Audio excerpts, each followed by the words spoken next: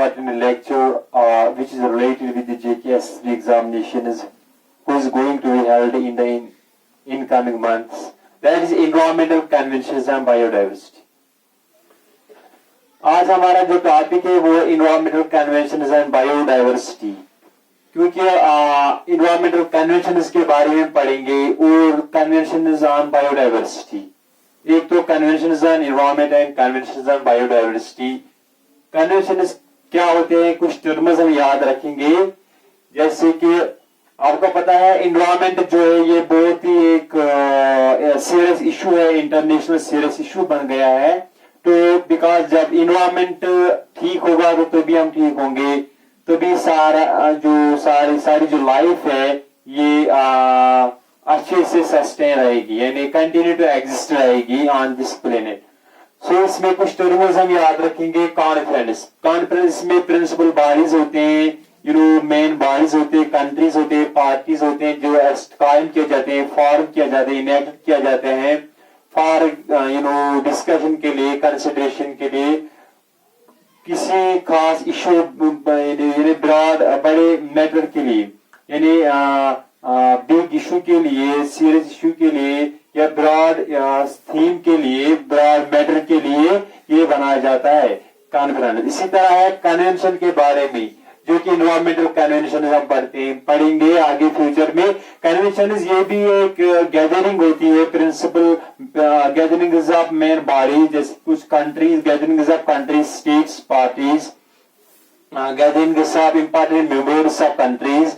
इसको मीटिंग्स कहते हैं, गैदरिंग जिसमें फॉर्मुलेट किए जाते हैं जो एक्सेप्टेड, ऑलरेडी एक्सेप्टेड, डिस्कशंस किए जाते हैं कॉन्फ्रेंस में। और इसमें basic guidelines, parties made decide basic guidelines और वो फॉलो किए जाते हैं। कन्वेंशन में बेसिक गाइडलाइंस बनाए जाते हैं और वो फॉलो किए जाते हैं। पार्टी डिसाइड करते हैं बेसिक गाइडलाइंस और इसमें इसके बाद यानी फ्रेमवर्क, बेसिक फ्रेमवर्क बनाए जाते हैं और फॉलो किए जाते हैं।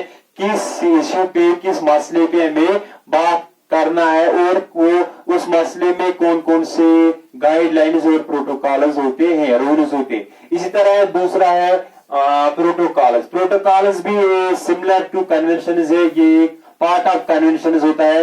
फाइनल जिसको हम कहते हैं फाइनल रिजल्ट ऑफ कन्वेंशन, जिसको हम प्रोटोकॉल्स कहते हैं।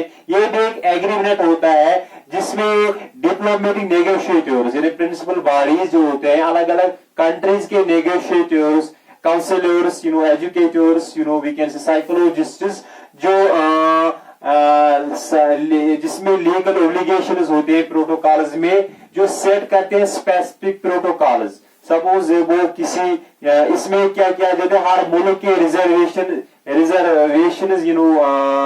दिए जाते हैं, हर कंट्री के रिजर्वेशन प्रोवाइड किए जाते हैं, किस कंट्री के कितने रिजर्वेशन रखेंगे। सपोज अगर क्लाइमेटिक चेंज की बात करें, इसमें रूल्स असाइन किया जाता है, साइन किया जाता है और एम्स किए जाते हैं, रूल्स सेट किए जाते हैं, प्रोटोकॉल सेट किए जाते हैं। सपोज क्लाइमेटिक चेंज की बात करें तो suppose ozone layer, ozone depletion की बात करें या टेम्परेचर की बात करें, सो हर कंट्री को ये बताया जाता है कि प्रोटोकॉल्स के बजाय लीगल बाइंडिंग्स इसमें होते हैं, लीगल ऑब्लिगेशन होते हैं, रेस्पॉन्सिबिलिटी होती है कि आपको अपने लेवल पे टेम्परेचर को मेंटेन करना है, रखना है, टेम्परेचर को डिक्लाइन, इसमें लिमिट्स भी रखे जाते हैं, डिसाइड लिमिट्स भी किए जाते हैं, जैसे कि हर कंट्री कितना पोल्यूटेंट्स रिलीज करे और हर एक कंट्री को ये बताया जाता है कि कितना पोल्यूटेंट्स आप रिलीज करो, इससे ज्यादा नहीं, क्योंकि इसमें लीगल बाइंडिंग्स होते हैं, लीगल ऑब्लिगेशंस होते हैं प्रोटोकॉल्स में। प्रोटोकॉल सेट स्पेसिफिक रूल्स किए जाते हैं। इसमें यही होता है किस इशू पे हम, किस मुद्दे पे हम बात करें। ये इन्वायरमेंटल कन्वेंशन में कुछ टर्म्स है।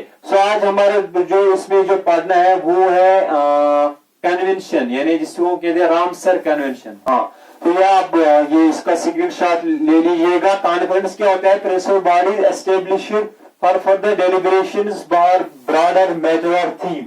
सो ये कन्वेंशन में ये भी मीटिंग्स है, गैदरिंग्स है, gatherings of parties, gatherings of important members, तो फॉर्मुलेट किया जाता है, सेट किया जाता है, are we accept discuss framework and to make basic guidelines और देन फॉलो किया जाता है.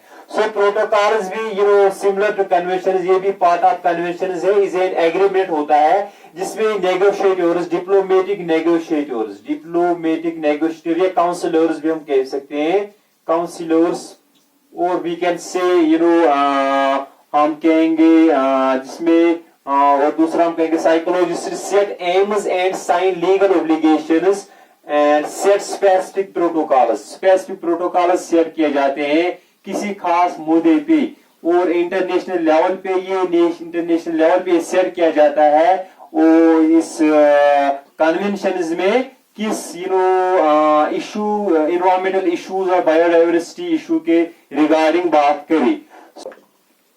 रामसर कन्वेंशन आर वेटलैंड, जिसको हम कहते हैं कन्वेंशन ऑन वेटलैंड भी कहते हैं, इसको हम कहते हैं कन्वेंशन ऑन वेटलैंड.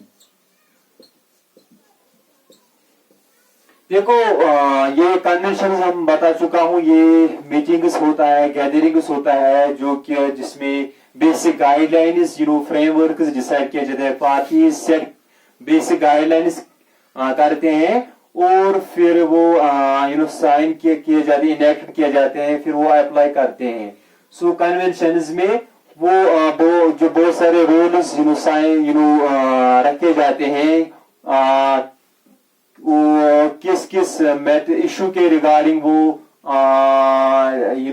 अप्लाई करना है, वो हम कन्वेंशन में करते हैं. जब मीटिंग्स किए जाते हैं, इंपॉर्टेंट मीटिंग्स जिसमें रूल्स सेट किए जाते हैं, protocols for a particular goal, for a specific aim के लिए. So Ramsar convention on wetland, इसको हम कन्वेंशन वेटलैंड भी कहते हैं. कन्वेंशन ऑन वेटलैंड आपको पता है, वेटलैंड एक नेचर रिसोर्स है जो कि एक we can say productive ecosystem है. Wetlands are nothing, these are wetlands are area होता है सराउंडेड बाय वाटर, जिसमें हैबिटेट होता है, टेरेस्ट्रियल हैबिटेट भी पड़ता है और एक्वेटिक हैबिटेट भी पड़ता है. वेटलैंड में ब्रेकिश वाटर भी पाया जाता है, ब्रेकिश वाटर, साल्टी वाटर और फ्रेश वाटर भी पाया जाता है. We can say brackish water, salty water, लेकिन not more than salt than sea water.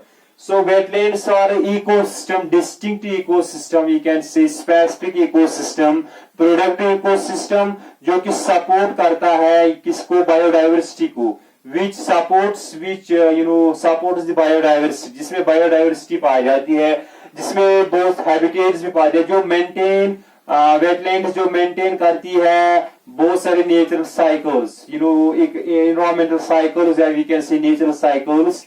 Wetlands आपको पता है ये एरिया होता है सराउंडेड बाय वाटर, जो कि वाटर के सराउंड होता है, area surrounded by water, saturated with water, जिसको हम वेटलैंड्स कहते हैं. इसको हम कन्वेंशन ऑन वेटलैंड भी कहते हैं. ये एक इंटरनेशनल ट्रीटी है वेटलैंड्स, इसको हम इंटरनेशनल ट्रीटी कहते हैं. International treaty, treaty is nothing, treaty भी ऑन कॉमन ग्राउंड पे, कॉमन इशू पे, एक स्पेसिफिक गोल पे, एम पे, स्पेसिफिक मैटर पे ये एक एग्रीमेंट होता है सिमिलर टू प्रोटोकॉल. ये छोटा सा एग्रीमेंट होता है कंट्रीज का, जिसपे कॉमन ग्राउंड्स पे बात किया जाता है. जब सपोज अगर हमें टेम्परेचर मेंटेन करना है, ग्लोबल वार्मिंग इशू है, टेम्परेचर मेंटेन करना है वर्ल्ड में, तो सारे कंट्रीज को अपने अपने तरीके से अप्रोच करना है हम कैसे टेम्परेचर को मेंटेन कम करें, कार्बन डाइऑक्साइड को किस तरह हम कम करें, मेंटेन रखें. ये भी ट्रीटी है, ये कॉमन ग्राउंड पे काम किया जाता है. सो ये इंटरनेशनल ट्रीटी है. रामसर कन्वेंशन को कन्वेंशन ऑन वेटलैंड कहते हैं. Wetlands are nature resources which nature resources, जो नेचर रिसोर्स है इसको हम कन्वेंशन ऑफ वेटलैंड भी कहते हैं.